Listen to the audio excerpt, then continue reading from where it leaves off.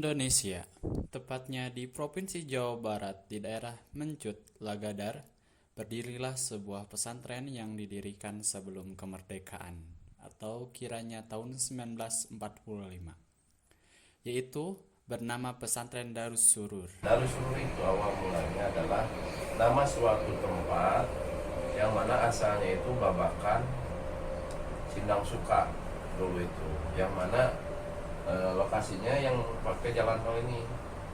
Jadi dulu itu sebelum adanya jalan tol yang sekarang ini, itu adalah pondok pesantren Darus Surur yang pertama kali dibangun, pertama kali berdiri. Nah, untuk Sindang Suka ini karena memang dulu itu setiap babakan itu ada namanya, maka dinamakan Babakan Sindang Suka dulu. Maka ketika beliau berdomisili di situ, dinamakanlah dengan versi bahasa Arab, yaitu Darus Surur. Pondok Pesantren Darus Surur berdiri sebelum kemerdekaan, tepatnya pada tahun 1938. Didirikan oleh Kiai Haji Muhammad Yahya yang lebih dikenal sebagai Buya Sepuh. Pesantren ini berada di Jawa Barat, tepatnya di Jalan Mencut, Lagadar. Nomor 3 Lagadar, Kecamatan Marga Asih, Kabupaten Bandung. Kiai Haji Muhammad Yahya lahir pada tahun 1917. Beliau lahir dari keluarga yang berlatar belakang kepesantrenan. Kebetulan pendiri itu lahirnya tahun 1917, otomatis jauh dari sebelum kemerdekaan. Tak pernah ada niat untuk membangun pondok pesantren, namun sejak muda beliau sudah mengajarkan ilmu agama kepada saudaranya. Seiring berjalannya waktu, banyak tetangga yang menitipkan anaknya kepada Buya Sepuh untuk diajarkan ilmu agama. Dan awal mula berdirinya pondok pesantren itu yang pertama karena beliau itu pendiri itu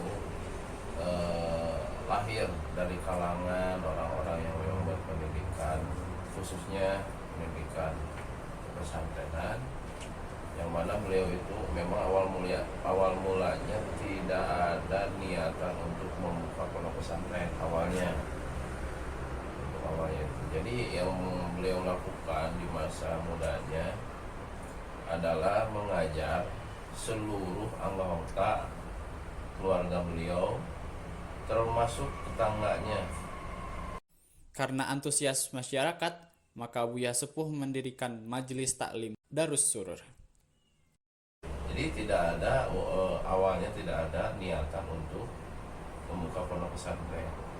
Karena antusiasme masyarakat, tetangga dan yang lainnya itu sangat besar, juga keinginannya itu semakin hari semakin bertambah yang belajar kepada beliau. Dan akhirnya pada tahun sebelum kemerdekaan itu beliau mendirikan yang namanya Majelis Taklim dulu, Majelis Taklim Darus Surur.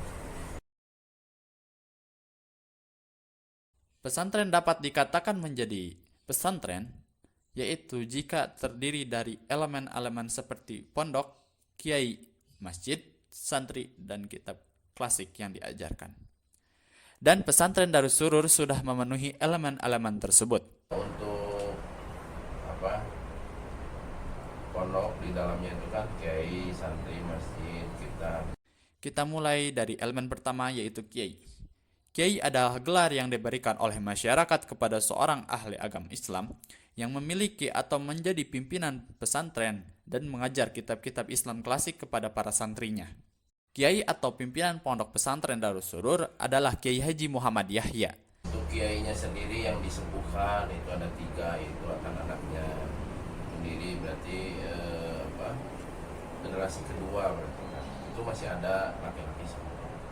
Dan pengajar yang sekarang mengajar yaitu masih mendominasi dari keturunan Buya Sepuh, yaitu generasi ketiga, para cucu Buya Sepuh, sedangkan generasi kedua kebanyakan sudah mendirikan pesantren masing-masing.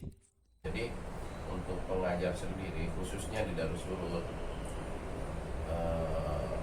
kebanyakan itu masih turunan beliau. Nah, yang sekarang itu didominasi oleh cucunya. Jadi generasi ketiga ya. sebelumnya itu generasi kedua. Nah, generasi kedua itu rata-rata udah pada pindah dan mendirikan pondok pesantren atau majelis taklim. Nah, sekarang yang ada di pondok pesantren sebagai tenaga pengajar itu adalah cucu-cucunya beliau, yang mana usianya masih sama rata lah, hampir sama, semuanya sama, rentang usia 25 gitu kan, laki-laki maupun perempuan ya. Lalu selanjutnya adalah kitab. Kitab yang dipelajari di pesantren Darus Surur yaitu kitab-kitab kuning seperti biasa, seperti kitab Ihya Ulumuddin, kitab Tafsir Jalalain, kitab Kifayatul Atqiya, kemudian kitab Sulamut Taufik, kemudian kitab Tanwirul Qulub, dan yang terakhir adalah kitab Syubul Iman. Untuk kitab-kitab yang dipelajarinya masih sama dengan pesantren yang lain, mungkin sedikitnya kalian juga tahu ya. Yang selanjutnya adalah masjid. Dalam konteks pesantren, masjid adalah tempat yang paling tepat untuk pendidik para santri, terutama dalam praktek sholat 5 waktu, khutbah, dan sholat Jumat, dan pengajar kitab-kitab Islam klasik. Adapun dengan masjid, pada awal mula berdirinya pesantren, masjid yang didirikan masih kecil, namun semenjak pindah dari Sindang Suka ke Lagadar, maka berdirilah masjid baru di Lagadar pada tahun 1984 dan menyusul mendirikan pondok yaitu tahun 1985. Untuk masjid ini yang ada di Darussul Pusat itu adalah masjid yang baru dibangun tahun 1996. Dulunya itu kecil karena kan perpindahan. Jadi dulunya di sini di Cimahi, pindah ke sana ke Kabupaten Bandung itu tahun 1984, baru mendirikan Bombong, masjid dan yang lainnya itu. Untuk santrinya beragam. Mereka datang dari berbagai pulau. Ada yang dari Pulau Kalimantan, Papua, dan Jawa. Dan pernah ada yang jauh berasal dari Malaysia dan Banda Aceh. Untuk dari santrinya itu beragam ya. Yang pernah itu yang paling jauh dari Malaysia ada 3 orang, dari Banda Aceh ada juga, dari Papua ada, Kalimantan, Jawa ya, Jawa Tengah, Cirebon juga ada. Mungkin untuk Pulau Jawa kebanyakan yang didominasi Jawa Barat ya, masih sekitar kita. Tapi ada yang paling jauh itu ya dari sana, dari Malaysia. Karena gini, kenapa Darussurur itu sampai ke luar negeri terkenalnya? Karena beliaunya sendiri pendiri ya, Abu Yahya Muhammad Yahya itu yang pertama pernah menjabat jadi hakim ketua Pengadilan Tinggi Agama Jawa Barat selama 12 tahun. Maka beliau itu sangat dikenal se-Jawa Barat dulu sebelum adanya Provinsi Banten kalau nggak salah, DKI Jakarta yang masih nyatu itu. Dan jadi Buya itu dulu sangat dikenal. Dan jumlah santri sekitar 70 orang lebih dan santri putri sekitar 200 orang lebih. Untuk santrinya sendiri, untuk laki-laki kemarin itu jadi fluktuatif ya, setiap tahun itu ada, jadi bergantian keluar masuk. Kalau sekarang santri putri 200 lebih, kalau santri putra 70 lebih, jadi lebih didominasi oleh santri putri. Ini untuk santri putrinya ada juga cucunya banyak. Jadi untuk di Darussul Pusat sendiri, alhamdulillahnya antara santri dan muallimin atau pengajar itu banyaknya pengajar. Jadi lebih banyak pengajar bukan santri justru. Karena regenerasi itu dari dulu beliau rawat untuk regenerasi. Sebagaimana yang kita tahu, bahwa di Indonesia terdapat 3 corak pesantren. Yang pertama adalah pesantren salaf, yang kedua pesantren kalaf, yang ketiga gabungan antara pesantren salaf dan kalaf. Yang pertama, pesantren salaf merupakan model pesantren yang masih menggunakan kitab-kitab klasik sebagai bahan ajaran untuk para santri. Yang kedua, pesantren khalaf biasanya memiliki sekolah formal dalam satu yayasan, sehingga tingkatan di pesantren ini akan sama dengan tingkatan di sekolah formal. Namun, pesantren jenis ini tetap memberikan pendidikan dengan fokus utama adalah pembelajaran agama. Sedangkan gabungan antara pesantren khalaf dan salaf adalah pesantren yang memiliki sekolah formal, namun tetap menggunakan model pendidikan pesantren salaf, dan pondok pesantren Darus Surur termasuk pesantren salaf, sehingga sampai saat ini masih mempertahankan kesalafiannya. Untuk corak atau ragam pesantren yang menjadi ciri khas pesantren Darus Surur dengan pesantren modern itu yang pertama dari budaya ya. Dari budayanya itu selalu up to date, jadi tidak terlalu salafi banget gitu. Jadi budaya yang dulu itu tidak terlalu dipertahankan, tapi seiring berjalannya waktu pendiri membiasakan atau mendidik kepada regenerasi pengurus atau keluarga itu untuk mengikuti sesuai zamannya.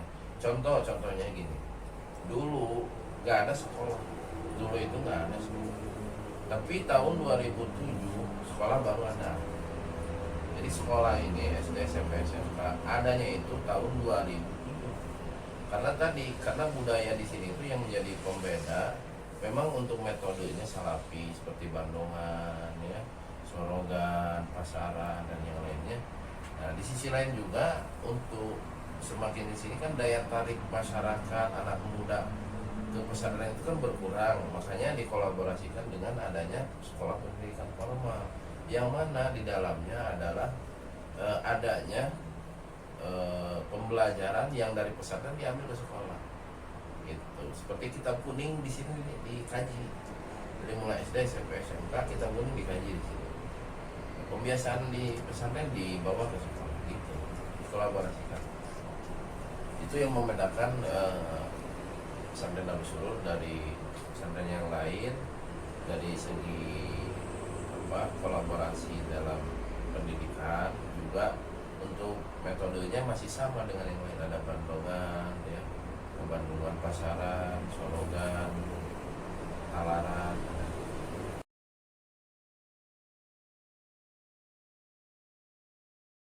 Jika kita dakwah, ada saja yang namanya hasud.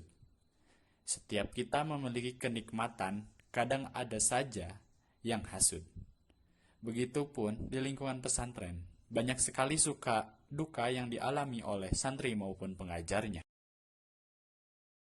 Hukuman yang diberikan yaitu berupa kiparat beras 10 kg dibagi ke 10 orang fakir miskin supaya dapat memutus rantai sanksi ucapan yang bawa sial orang tersebut.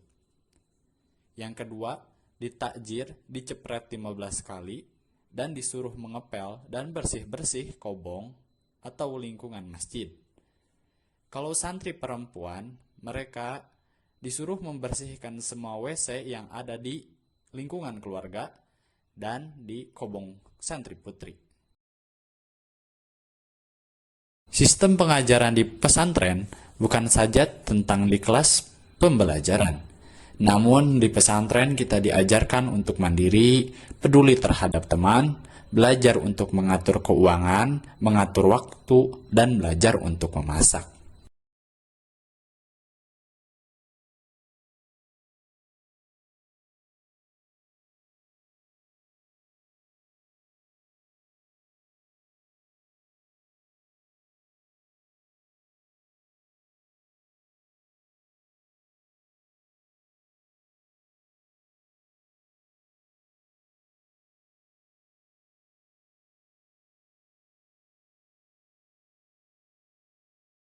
Kitab tafsir Jalalain sama Ihya. Ada yang bukan digejerokan ya, dibesarin itu, dibesar-besarkan atau dimaskotkan itu. Kalau di Darus Surur, tafsir dan Ihya yang menjadi maskot Darus Surur itu, ciri khas Darus Surur, kajiannya tafsir sama Ihya. Mun di Sudaman nu diageungkeun akhlak, lebih ke akhlak secara apa perilaku ataupun hati. Jadi tidak sulit yang ditekankan tasawufnya. Eskulnya, Iya. kalau eskul ya itu lebih ke kayak apa ya, fikih hadroh itu hadroh juga eskul. Terus yang kedua bahasa Arab, masih dengan bahasa Arab. Yang ketiga entrepreneur.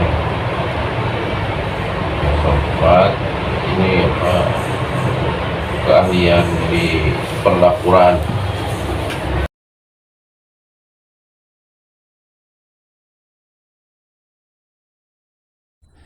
Pondok Pesantren Darus Surur ialah pondok pesantren yang berdiri pada tahun 1938 dengan pendirinya Kiai Haji Muhammad Yahya yang pada saat itu bermukim di Kampung Babakan Penting, Kecamatan Ciamis Selatan.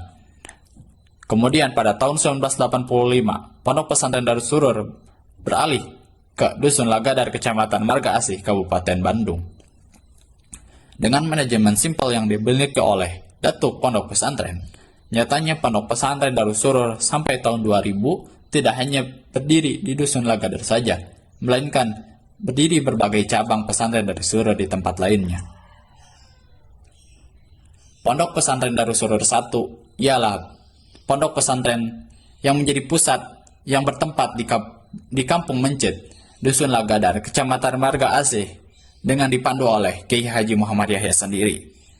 Yang kedua ada Pesantren Darus Surur 2 yang bertempat di Kampung Cibodas, Kelurahan Penting, Kecamatan Ciamis Selatan, dengan dipandu oleh Kiai Haji Abu Hamid Ayahya.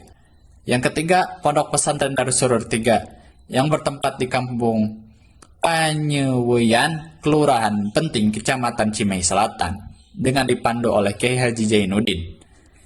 Dan yang terakhir, Pondok Pesantren Darus Surur 4 yang bertempat di Kampung Babakan, Kelurahan Penting, Kecamatan Cimahi Selatan, yang dipandu oleh Ustadz Zainal Abidin.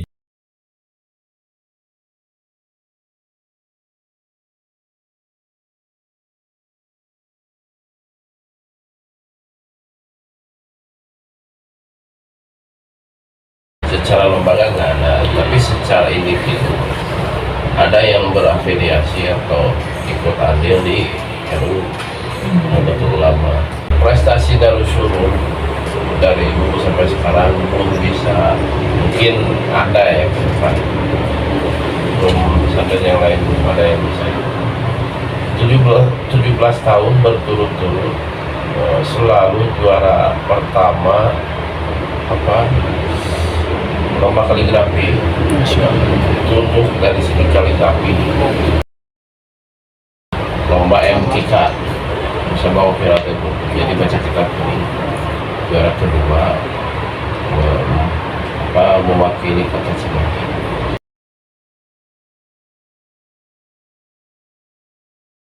Dampak berdirinya pondok pesantren ini sangat dirasakan oleh masyarakat sekitar, yang mana masyarakat tidak malu lagi untuk belajar agama. Karena merasa malu untuk belajar agama, maka dari itu biasanya masyarakat menjauh dari pondok pesantren. Namun dengan hadirnya pesantren Darus Surur ini dapat merangkul masyarakat yang jauh dari agama dan dapat menciptakan suasana yang agamis bagi masyarakat sekitar dan membawa perubahan yang lebih baik bagi masyarakat sekitar. Dimulai dari cara menutup aurat dan akhlak yang baik. Bukan generasi pertama atau kedua, otomatis dari segi kualitas pengajaran atau KBM juga kan pasti beda karena belum terlihat ya. Nah dulu ketika saya itu pengajarnya itu generasi ke-1 dan kedua, makanya kualitasnya jauh banget untuk yang sekarang itu. Beda mungkin karena dulu orang tua dulu kan masih hatinya ikhlas atau apa gitu ya, terus tirakatnya bagus juga, SDM-nya mumpuni untuk generasi ke-1 kedua. Jangan pernah berhenti untuk belajar. Ilmu itu sangat luas. Jika semua lautan dijadikan tinta untuk menuliskan ilmunya, maka tidak akan cukup untuk menuliskan sebuah ilmu itu. Dari pembelajaran sejarah pesantren ini, seharusnya kita semangat dalam menuntut ilmu. Dengan bukti sejarah, pesantren yang masih menjalankan dan membuat pembaharuan terhadap pendidikan yang tidak pernah berhenti untuk belajar.